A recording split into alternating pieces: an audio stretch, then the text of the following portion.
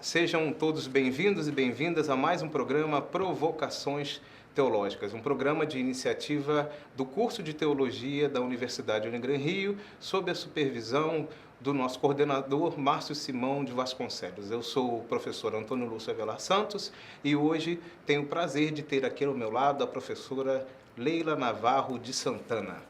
Professora Leila, eu vou ler aqui um pouco a respeito do currículo da professora Leila, que é professora da casa.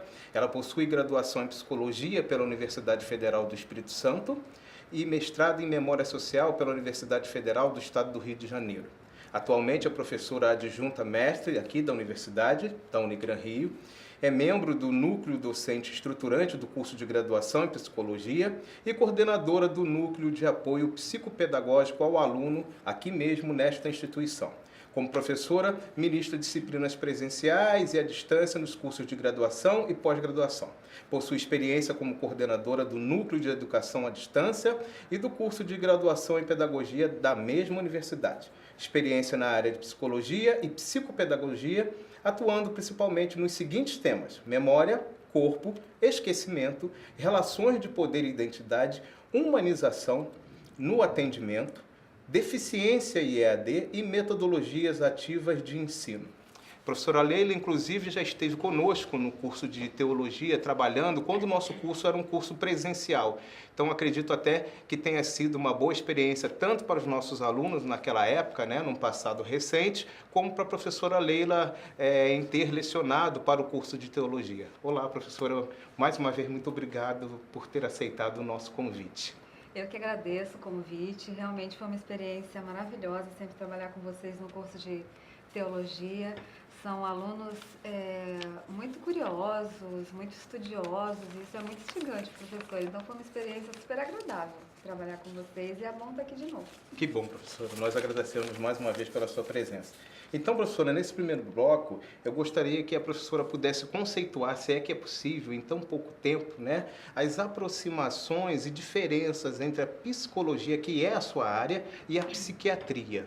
O que a professora pode nos dizer a respeito de aproximações e diferenças dessas duas ciências? É uma distinção importante da gente fazer, realmente. Então, inicialmente, a gente pode distinguir da seguinte forma. São duas ciências diferentes, então a área de formação é diferente, O psicólogo se gradua no curso superior de psicologia e o psiquiatra se gradua no curso de medicina e faz a residência em psiquiatria. Os objetos de estudo dessas duas ciências se aproximam muito, porque a psiquiatria se debruça sobre o sofrimento psíquico, tanto sob uma análise funcional e orgânica, faz uso de recursos medicamentosos, então, porque ele é um médico. O psicólogo trabalha também com sofrimento psíquico, mas não só. As relações sociais, as emoções, analisa os comportamentos, os fenômenos, mas não utiliza como procedimento terapêutico a medicalização, por exemplo, e sim as abordagens psicoterapêuticas. Então, se a gente, brevemente, fazendo uma distinção, seria a área de formação, a distinção entre os objetos e os métodos, tanto de investigação quanto de tratamento, são diversos também. Agora me corrija, professora, se eu estiver errado, mas me parece que há uma dependência um pouco em relação a essas duas disciplinas, tanto a psicologia como a psiquiatria. Me parece, pelo que eu tenho visto, pelo que eu tenho pouco pesquisado, que há uma aproximação no sentido que há uma dependência, talvez até da psiquiatria em relação à psicologia. O psiquiatra, ele medica, ele faz essa questão que a professora falou, medicamentosa, mas parece que não é a última palavra ou a última questão em relação ao tratamento. Geralmente ele indica para um profissional da sua área, para um psicólogo, professora? Lúcia, acho fundamental a tua pergunta, porque são duas ciências extremamente complementares e importantes numa condução de tratamento de um sofrimento psíquico, de uma doença mental. Então, muitas vezes, quando a situação é severa, é fundamental que a gente lance mão de um recurso medicamentoso para que essa pessoa, num surto, numa crise, saia desse estado severo, até para que a gente consiga, enquanto psicólogo, conduzir um tratamento para um bem-estar daquela pessoa, né, daquele indivíduo. Então, nós devemos trabalhar juntos. Ok. Uma outra questão importante também de se falar é que o medicamento, ele é uma parte do tratamento. Mas o que levou uma pessoa àquele adoecimento não foi somente uma questão orgânica, que possa simplesmente ser ajustada quimicamente. Nós temos as pressões sociais, nós temos a violência, nós temos as frustrações, nós temos uma série de questões até sistêmicas, familiares, questões de infância que influenciam o desenvolvimento de algum sofrimento psíquico, de uma depressão, de uma ansiedade, de um pânico. Então, apenas o medicamento, ele não vai trabalhar no nível da cognição desse sujeito, que é ele reaprender, ele desenvolver uma nova percepção sobre o ambiente, que por sua vez altera a forma dele pensar, dele perceber, dele confiar, dele ter esperança na vida. Okay. Então, quando a gente faz um tratamento psicoterapêutico, a gente trabalha essas questões cognitivas que se referem à percepção e à aprendizagem do indivíduo e ter olhar sobre o ambiente. E isso efetivamente faz com que ele mude a posição dele em relação ao mundo e às pessoas. O medicamento, por si só, por mais importante que seja, não é capaz de fazer mudar uma percepção por aprendizagem, por adaptação. Tá. Então, assim, são complementares, extremamente importantes, e os dois devem andar juntos. E nessa relação, nesse acompanhamento entre psiquiatra e psicólogo, como é que fica a questão da alta? A alta é possível, professora? Em algum momento o indivíduo pode deixar de tomar o medicamento? Ou depende dos casos? O psicólogo pode até indicar isso, olha, não precisa mais, você está recuperado? Não, em relação ao medicamento, quem vai avaliar quando se deve tomar, a posologia e também a suspensão é o médico. Né? Psiquiatra. É o psiquiatra. É claro que a gente sempre está em diálogo, o psicólogo está sempre em diálogo com o psiquiatra para dizer, olha, tem um efeito colateral, de repente tem que ajustar, ele está tendo uma reclamação. É importante que a gente tenha esse diálogo com o psiquiatra, mas ele vai avaliar o uso desse medicamento. Mas, de qualquer maneira, a gente precisa sempre estar travando, né, esse diálogo. Sobre a suspensão de medicamento vai depender do caso. Doenças mentais crônicas, o uso de medicamento, ele é ad eterno.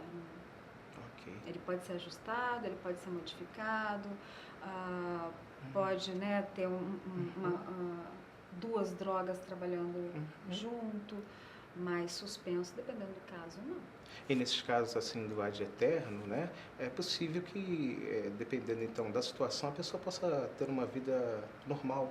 Sim. Junto sempre à terapia com o psicólogo e ao medicamento indicado pelo psiquiatra. Psicoterapia, terapia ocupacional, uma reinserção social.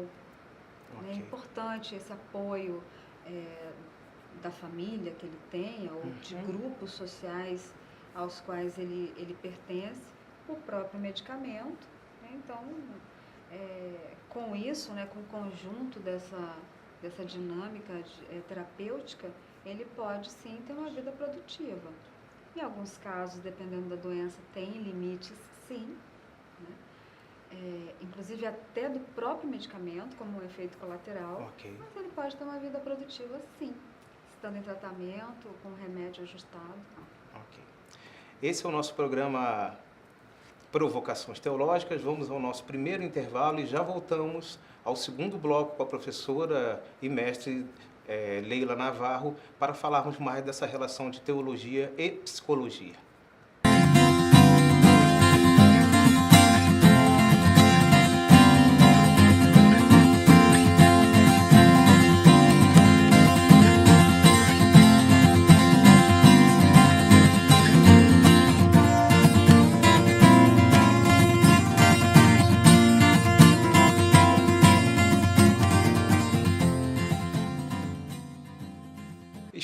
volta com o nosso programa Provocações Teológicas. No nosso segundo bloco, tenho aqui ao meu lado a professora Leila Navarro, que é psicóloga e professora da Universidade Unigran Rio. Professora, no nosso primeiro bloco, nós falamos a respeito de aproximações e diferenças entre psicologia e psiquiatria, né? Agora eu gostaria que nesse segundo momento da nossa entrevista, a professora pudesse falar um pouco a respeito dessa importância da fé dentro do contexto da psicologia, né? E também eu tenho percebido, não sei se é uma percepção da própria professora, que muitos religiosos, de uma maneira geral, eu não digo somente cristãos e não cristãos, os sujeitos religiosos da sociedade, eles têm procurado muito, segundo a minha percepção, a formação em psicologia. Como que a professora vê isso? É algo positivo essa relação? É perceptível dentro da sua sala de aula, não só dentro da teologia, mas no próprio curso de psicologia, você ter lá homens e mulheres sujeitos de fé, religiosos? É perceptível, sim, a presença dessas pessoas, né, que professam alguma fé no curso de graduação de psicologia. Eu acho uma aproximação interessante. Primeiro porque a psicologia é uma ciência muito aberta, muito flexível aos saberes que produzem conhecimento sobre o homem, porque o homem, o ser humano, né, ele é composto por uma série de aspectos biológicos, psicológicos, sociais e espirituais também. Então, essa aproximação, naturalmente, ela existe. Como dimensão humana, a fé, a esperança, a crença em algo transcendente faz parte da maioria, talvez, dos seres humanos, né? Ok. E é importante essa dimensão inclusive como uma rede de apoio de proteção, por exemplo, né? Quando a gente fala da saúde mental, a gente entende e inclusive verifica-se por meio de evidências, de estudos, de pesquisas, que as pessoas que elas têm uma espiritualidade, que ela tem esperança, ela tem mais possibilidade tanto de um equilíbrio, né, de uma saúde mental e de fatores de proteção, por exemplo, até para uma ideação suicida. A espiritualidade é um fator de proteção. Você percebe o encontro... É comum dentro da sua área, então, ter psicólogos da religião, professora Leila? Então, é importante, Lúcia, a gente fazer uma distinção. Nesse primeiro momento, eu falo para você que é importante nós psicólogos e todos os profissionais de saúde considerarmos esse aspecto espiritual na dimensão da configuração humana, da sua subjetividade. Porém, essa tua pergunta também é extremamente importante para a gente, porque é importante distinguir. São dois saberes, são duas ciências, teologia, né, e psicologia. São dois saberes diferentes, com objetivos diferentes. Então, assim, a psicologia, ela é diferente da religião ou da teologia ou da espiritualidade. Elas têm objetivos diferentes, elas têm métodos diferentes. E essa confusão, ela não pode existir. Nem do psicólogo lançar mão de conhecimentos espirituais, religiosos ou místicos na sua atuação como psicólogo, tampouco o teólogo ou um conselheiro ou uma pessoa de qualquer doutrina se valer das metodologias e dos sistemas psicológicos, das abordagens psicológicas, numa atuação que seja religiosa. Então, a gente está falando aqui de uma questão extremamente importante, que é ética. Isso é muito sério, né? Isso é muito sério, porque o que acontece? Na pior das hipóteses, de repente, por uma orientação religiosa, uma pessoa que está em tratamento psicológico, deixar muitas vezes de fazer o tratamento ou deixar de tomar um medicamento receitado por um psiquiatra e piorar a sua doença mental. Então, é uma questão, essa confusão é muito séria, é importante da gente falar, porque é uma questão de saúde pública, de saúde coletiva, né? São dois saberes diferentes. A gente trabalha com a saúde, a gente tem pesquisa sobre isso, né? É um conhecimento que ela está sistematizada, né? É um conhecimento, enfim, secular, e ele precisa ser respeitado. Então, assim, eu defendo que são saberes que são importantes, um beber na fonte do outro, mas não que se possa utilizar recursos um do outro em nome de uma condução psicoterapêutica. Isso de forma alguma.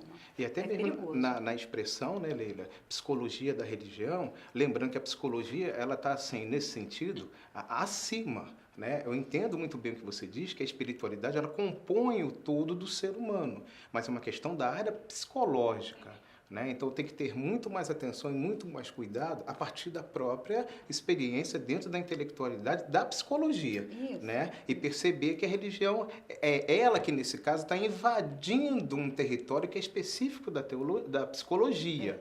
É importante a gente fazer essa distinção, porque não é nem uma questão da psicologia se posicionar como contrária ou desqualificando algum tipo de conhecimento. Não, de forma alguma. Mas existem métodos, né? Existe uma condução, existe uma série de razões ali de atuação, de instrumentos, inclusive, de verificação, de análise, de procedimentos, de abordagem, de condução, que é importante ser respeitado. Então, não que esteja acima, mas são diferentes, né? Tem propostas diferentes, importâncias iguais, mas propostas muito diferentes. Então, a mistura delas pode ser muito perigoso para a saúde. E dentro dessa relação na sala de aula, para a gente terminar esse segundo bloco, professora Leila, o Brasil é um país plural religiosamente, né? O brasileiro é muito religioso em sua grande maioria. Dentro da sala de aula, há uma tensão em relação a esses sujeitos religiosos, independente de qual segmento eles optam para suas vidas? Em algum momento há algum tipo de rejeição, uma tensão que eu acho que é até boa e natural? Sim, uma tensão eu acho que há. Quando a gente aborda temas mais polêmicos ou que tangencia algumas questões de princípios morais, né? Quando a gente vai explicando, explanando sobre essas questões mais polêmicas, existe uma tensão, sim. Mas é salutar e assim, eu tenho uma posição, Lúcia, assim, como professora do curso e NDE também, muito tranquila nesse aspecto. Assim, olha, nós estamos aqui mensageiros de uma ciência psicológica. Não é a nossa opinião, não é a opinião do professor que está ali. Né? Não é uma disputa de posição nesse sentido. Mas eu preciso defender a minha ciência. Claro. E o aluno que tem uma religião, ele está vindo para a academia. Então, ele está vindo para receber, né, para trocar, claro, também, mas para receber um conhecimento que é científico e que é acadêmico. Se nós, academia, formos ao seu lugar de fé, nós estaremos lá para sujeitos, ouvir, exatamente, para receber. Então, ele está aqui, lógico, discutindo, todas as discussões, todas as críticas são muito bem-vindas, senão não é ciência, né, seria uma doutrina. Mas é importante que ele entenda a epistemologia, né? Que ele entenda a construção daquela ciência, que ele entenda a história daquela ciência e por que que ela se defende dessa maneira e por que que ela se coloca objetivamente dessa maneira, né? Então, mas enfim, toda tensão, toda polêmica é sempre bem-vinda. Obrigado, professora. Vamos a mais um intervalo. Esse é o nosso programa Provocações Teológicas e daqui a pouco retornamos com o nosso terceiro e último bloco, tendo aqui ao meu lado a professora Leila Navarro, psicóloga e professora da Universidade do Grande Rio.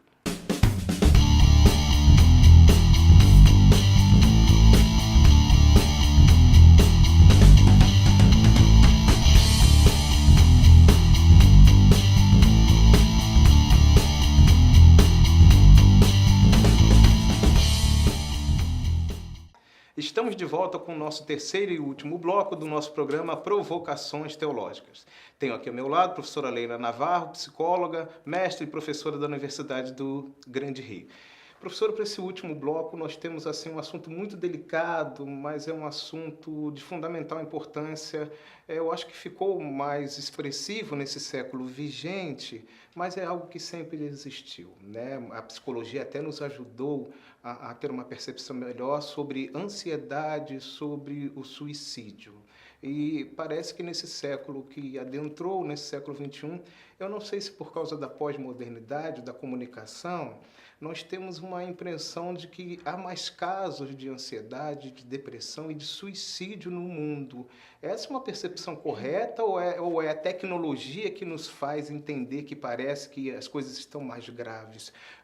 Então, a psicologia ela se torna uma ciência, assim como a psiquiatria, fundamental para esse sujeito social, até mesmo religioso, do século XXI. Como que a professora e a psicologia vê esses quadros? Porque até mesmo isso está dentro da religião. Temos visto casos aí, infelizmente, dentro do Brasil, mas no mundo também, não só no Brasil, mas no mundo, que tem essa questão do suicídio, até mesmo entre pessoas religiosas. Uhum. Realmente é um tema importante também da gente abordar. A sua percepção está correta, Lúcia, porque em 2018 a Organização Mundial de Saúde, ela divulgou, né, que é dos maiores índices de morte entre os jovens de 15 a 29 anos é o suicídio. E o suicídio é uma consequência da depressão, da ansiedade, dos sofrimentos psíquicos. E atinge qualquer classe social, né, professora? Qualquer não classe escolhe. social, não, de forma alguma, de forma alguma. E o que é agravante, né, essa relação mesmo, exponencial, né, esse aumento que a gente acredita, é claro, né, a comunicação, ela evidencia muito mais as informações para a gente, mas a psicologia também relaciona ao fato dessa característica pós-moderna que você traz, dessa liquidez das relações, desse esfacelamento dos afetos, desse desamparo, né? É tudo muito fluido, é tudo muito descartável, a promessa de felicidade, ela é caleidoscópica, né? Assim, quantas alternativas se tem para ser feliz? Inúmeras, inesgotáveis. Então é algo que já se imprime no nosso desenvolvimento como algo que eu não atinjo, mas também eu tenho que, de forma incessante, correr atrás disso o tempo inteiro. Eu nunca me satisfaço e, ao mesmo tempo que tem sempre algo com a promessa de que vai conferir esse estado de felicidade, isso é extremamente ansiogênico. Fora isso, uma competição, um excesso de informação também, né? Uma competitividade. Então, você pensa, né? No momento moderno, as possibilidades que as pessoas tinham eram muito limitadas, né? Casava-se, trabalhava-se numa empresa durante muito tempo. Tudo já muito bem estruturado, né, aposentavam-se. Então, assim... A linha de vida já estava traçada. Exatamente. Então, era aquilo, né? Você repetia os modelos. Sim. Hoje, rompe-se com modelos. Isso é ótimo, romper com modelos, né? É assim que se cria, que se constrói. Não é só de conservadorismo, né? Não estou defendendo isso, muito antes pelo contrário, não é só de conservadorismo, né, que se mantém uma estrutura, muito pelo contrário, assim, destruindo e construindo novas formas. Mas a gente precisa também considerar o quanto que isso também influencia quando não se há um cuidado, uma política pública de saúde mental. O que me parece, professora, por exemplo, o sociólogo Zygmunt Bauman, que é lido por todas as ciências praticamente, ele fala muito a respeito dessa liquidez, dessa coisa fluida, né, gasosa das relações humanas, né? Me parece que, na sua percepção, a gente nunca está pronto para a novidade, nós ainda não estamos prontos para essa pós-modernidade, professora. Como é que a professora, como psicóloga, vê isso, né? Nós ainda estamos em constante formação para essas coisas, porque tem feito muito mais mal. Se a Organização Mundial de Saúde nos dá esses dados, e parece que para o futuro não é nada assim, consolador, parece que tende a piorar, uma coisa muito ruim, é bem negativo esse quadro, né? Como é que percebe isso?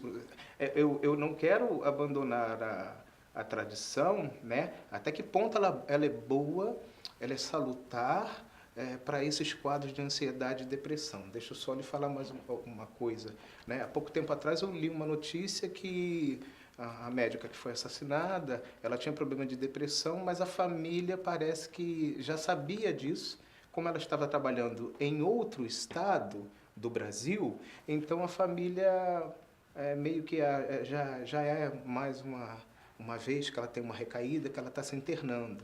E aí me parece, sem querendo julgar, que a família não estava tão presente nesses fatos. Quando a gente fala de tradição, e a professora falou muito bem, a família é muito fundamental nesses quadros de angústia, depressão, né? Como é que é isso, professora? A gente considera a rede de apoio, né, Lúcio? Porque também a gente não vai colocar sempre a responsabilidade numa família. Pode ser que não exista essa família. Então, existem outros coletivos, outros grupos, e são extremamente importantes. Então, é relevante a gente destacar isso, né? Se a gente não tem uma família, se a gente já perdeu as pessoas, qual é o papel dos amigos? Mas que tipo de amizade a gente pode se falar hoje? Né? Como que as pessoas estão estabelecendo? Né? Como que elas estão alimentando esse tipo de rede de apoio? Quando você pergunta, será então que a gente não está preparado para a pós-modernidade? A gente nunca está preparado para nada, na verdade, né? O ambiente nos desafia a todo momento. A questão é como que nós estamos desenvolvendo internamente os recursos para lidar com as mudanças, para lidar com o que é caótico, para lidar com o que é novo. Porque isso sempre nós tivemos que lidar, desde sempre. Mas hoje, isso virou um ponto interessante para o consumo. Sim. Então, o fato da gente se estabilizar é natural, a desestabilização e depois a estabilização, no momento em que a gente se ajusta a um novo desafio, a gente deu conta dele, a gente ajusta de novo. Então, é assim que a gente se desenvolve. Porém, esse momento de desajuste acabou sendo um foco do consumo. Então, assim, você desajustou, consome. Que você equilibra. E o que é gerado, né, em relação a isso? É um consumo desenfreado, é uma esperança de que eu posso colocar sempre algo no lugar, e isso, por sua vez, não satisfaz, então eu coloco um novo produto no lugar, ou eu coloco uma nova pessoa no lugar, ou eu coloco uma nova amizade no lugar. E assim eu vou colocando produtos nesse espaço vazio. E nunca me completo, talvez eu perceba, né, de forma mais contundente que não me preencha. Por sua vez, também não estou preparado, né? Não fui orientado, não se preocupou com isso, sobre a minha força em relação a lidar com as frustrações, com as negativas da vida, com a tragédia da vida que existe, é inerente à vida. Então, não se prepara também, porque se tem esse imediatismo, é muito fácil você colocar alguma coisa para cobrir esse buraco. Então, quando não se é possível cobrir, eu frustro de tal maneira que talvez a saída seja uma ansiedade, a depressão acabou de vez, não tem mais caminho, não há esperança e quiçá até a morte. Um quadro, então, desse século XXI que eu não estou, ou esse sujeito não está tão preparado a enfrentar essas negatividades que a vida vai apresentando. Que sempre houve, né? Exato. Sempre houve. Mas talvez a gente precise pensar, né, se provocar, se implicar, pensar que não é a negatividade que não vai existir, mas que tipo de desenvolvimento de forças, de apoio, de recurso, de resiliência, que a gente chama, né, de capacidade de lidar com aquilo que me desestabiliza. Acho que essa é a questão. Tá bom. Infelizmente, estamos chegando ao final do nosso programa Provocações Teológicas. eu quero afirmar, e já conversei com a professora Leila, ela está aqui sempre convidada, então o nosso programa está sempre de portas abertas, a nossa poltrona sempre estará aqui esperando a professora Leila, que a professora Leila possa aparecer em outras oportunidades. Ela já me garantiu que virá para que possamos falar, como vocês sobre esses assuntos. Vocês observaram que essas temáticas são assim bem expansivas, né? E um programa só não dá para a gente tratar de tudo que a professora Leila, psicologia, pode trazer aí de salutar para esse diálogo com a teologia, tá? Então não esqueça de nos escrever, nosso e-mail é programa provocaçõesteológicas@gmail.com, sem cedilha e sem o tio. Nos vemos no próximo programa e eu agradeço muito, mais uma vez, a presença da professora Leila. Um abraço. Eu que agradeço. Obrigada o convite. Até o próximo programa.